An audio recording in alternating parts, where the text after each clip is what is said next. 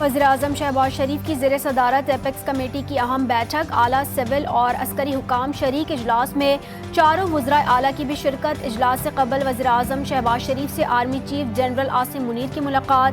मुल्क की मजमूई सिक्योरिटी सूरत हाल, सरमायाकारी मनसूबों और गैर मुल्की हुकाम की सिक्योरिटी से मुतालिक उमूर पर गौर।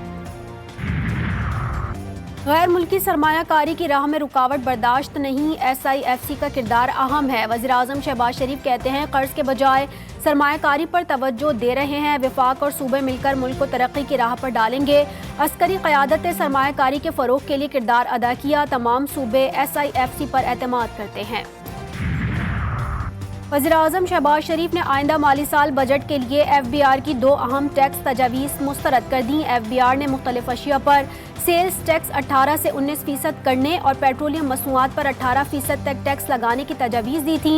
वज़ीर-ए-आज़म ने चेयरमैन FBR को मुतबादिल तजावीज़ तैयार करके दोबारा ब्रीफिंग देने की हिदायत कर दी। हुकूमत सेल्स टैक्स के बजाय पेट्रोलियम मसनूआत पर 60 रुपये लेवी वसूल कर रही है। और इस तरह मफरूज़ों पर और वही बजट पेश करना, मैं कहता हूँ कि सूबे के अवाम की तौहीन है। शेख चलियों से भी आगे वाले बात है कि आपको पता ही नहीं है कि हमें कितना हिस्सा मिलेगा। वफाकी बजट तो आया ही नहीं। 2 दिन में हम ये करेंगे, 3 दिन में हम ये ब्लॉक करेंगे, ये बटन इस तरह घुमाएंगे, ये इस तरह करेंगे। तो इस तरह कब तक आवाम को धोखा देंगे? वफाक से पहले KP का बजट पेश करना सूबे के अवाम की तौहीन। खैबर पख्तूनख्वा का बजट शेख चिल्ली के मफरूज़ों के मुतरादिफ है। अवाम को गुमराह करके आपको कुछ हासिल नहीं होगा। वफाकी वजीर इंजीनियर अमीर मकाम का सवाबी बार एसोसिएशन की तकरीब से खिताब बोले, कभी कहते हैं वापडा हाउस पर कब्जा तो कभी कहते हैं इस्लामाबाद पर चढ़ाई करेंगे। गवर्नर NXC पर ताला लगाकर पता नहीं क्या मैसेज देना चाह रहे हैं। एक दिन की सियासत के लिए खैबर पख्तूनख्वा में खिलवाड़ किया जा रहा है। खाद कारखानों को मिलने वाली सब्सिडी खत्म करने का फैसला, वफाकी काबीना ने मंजूरी दे दी। फैसले पर अमल दरामद के बाद कारखानों को गैस 1814 रुपये फी MMBTU पर फराहम की जाएगी।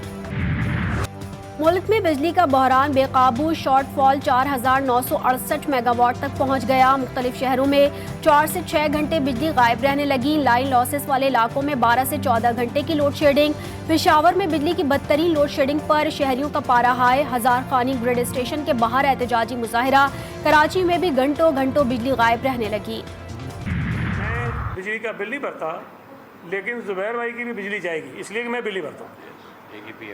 मैं बिजली चोरी करता हूँ, लेकिन बिजली जो है वो कंधारी साहब की भी जाएगी, इसलिए कि मैं बिजली चोरी करता हूँ। कि इलेक्ट्रिक के पास निज़ाम नहीं है कि वो ये चीज़ें कर सकें, तो उन्होंने आसान हल निकाल दिया कि चूँकि हमारे पास निज़ाम नहीं है कि हम सही बंदी की बिजली काट सकें, इसलिए सबकी मदद कर दो। ये कोई हल नहीं है, ये कोई जवाज़ नहीं।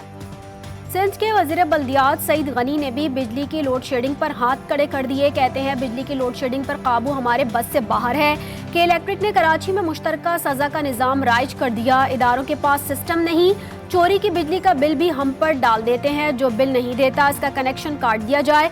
ये क्या निज़ाम है? एक शख्स बिल ना दे तो पूरे इलाके की बिजली बंद कर दी जाए। कि इलेक्ट्रिक की पॉलिसी समझ में ना आने वाली है।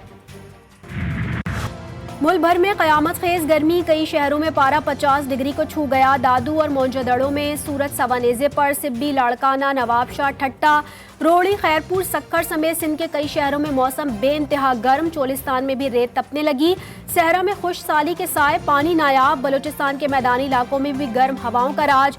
कराची में भी सूरज का पारा हाई, दर्जो हरारत 38 डिग्री रिकॉर्ड। पंजाब के मुख्तलिफ शहरों में बारिशें भी सूरज की आग को ना बुझा सकी। शदीद गर्मी से शहरी बेहाल।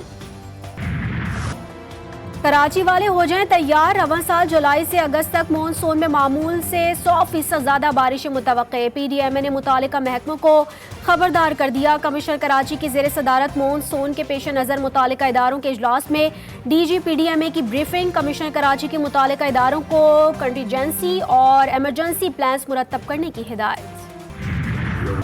भारत से झगड़ा कश्मीर पर था, जब कश्मीर इसे दे दिया तो तनाज़ा खत्म होना चाहिए। मौलाना फजलुर रहमान कहते हैं एस्टेब्लिशमेंट ने मनसूबाबंदी के साथ इलेक्शन में हमारी क़ुव्वत को तकसीम किया। मुल्क में अक़लियती नुमाइंदा हुकूमत कर रही है। एस्टेब्लिशमेंट ने पीपल्स पार्टी के जरिए नंबर्स पूरे करने का काम किया। एस्टेब्लिशमेंट ने ठान लिया कि वो हर हाल में अपनी मर्जी के नताइज मुरतब करेगी, चाहे अवाम इसको जिस नज़र से भी देखे। लेकिन हम तस्लीम नहीं करते, मुल्क छोड़ देंगे लेकिन एस्टेब्लिशमेंट के गुलाम नहीं बनेंगे। سال ہو گئے ہم بچھڑے ہوئے. ہم ترس رہے ہیں ان کو دیکھنے کے لیے, ان کی ایک نگاہ کے لیے, ان کی آواز سننے کے لیے.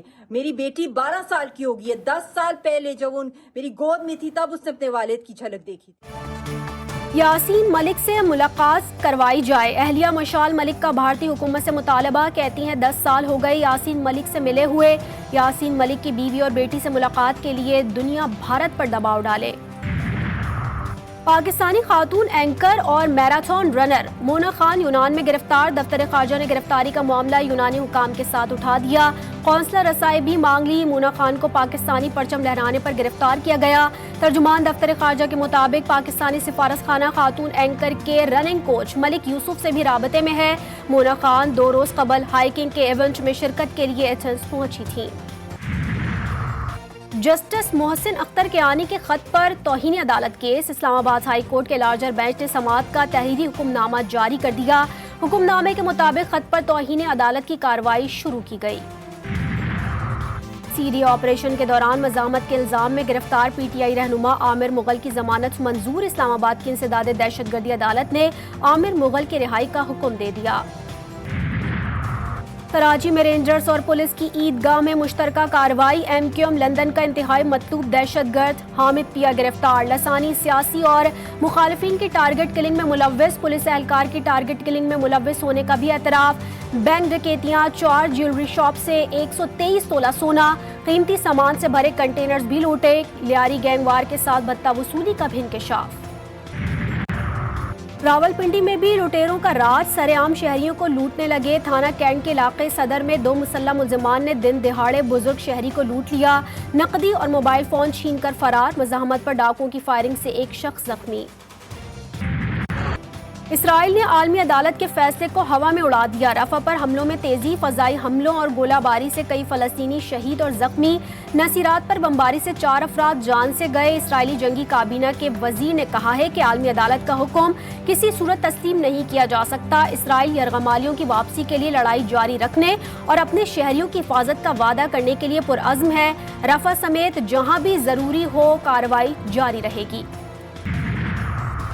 غزہ میں جنگ بندی اور اسرائیل کو امریکہ کی جانب سے جنگی سامان کی ترسیل کے خلاف اسرائیلی شہریوں کا مظاہرہ. یروشلم میں امریکی قونصل خانے کے سامنے مظاہرین کے نعرے بازی. صہیونی پولیس کا مظاہرین کو منتشر کرنے کے لیے لاٹھی چارج. متعدد مظاہرین گرفتار. پاکستان کا غزہ پر عالمی عدالت انصاف کے فیصلے کا خیر مقدم. اقوام متحدہ سے نسل کشی کے الزامات کی تحقیقات کا مطالبہ. ترجمان دفتر خارجہ ممتاز زہرا بلوچ کہتی ہیں اسرائیل رفح کراسنگ کو انسانی امداد کی بلا روک ٹوک فراہمی کے لیے کھلا رکھے. اسلحے کی تشہیر کا الزام. مائکروسافٹ اور میٹا کمپنی کے خلاف مقدمہ درج. امریکی ریاست ٹیکساس کے یولڈا اسکول میں 1 سال قبل قتل ہونے والوں کے لواحقین نے مقدمے میں اسلحہ بنانے والی ایک کمپنی میٹا اور مائکروسافٹ کو فریق بنایا. واردات میں 18 سالہ مجرم نے اپنے 2 اساتذہ اور 19 ساتھی طالب علموں کو قتل کیا تھا. T20 سیریز کا دوسرا میچ. پاکستان اور انگلینڈ کی ٹیمیں آج برمنگھم میں ایکشن میں نظر آئیں گی. دونوں ٹیمیں جیت کے لیے پرعزم. کھلاڑیوں کی برمنگھم میں پریکٹس, بولنگ, بیٹنگ اور فیلڈنگ کے سیشن.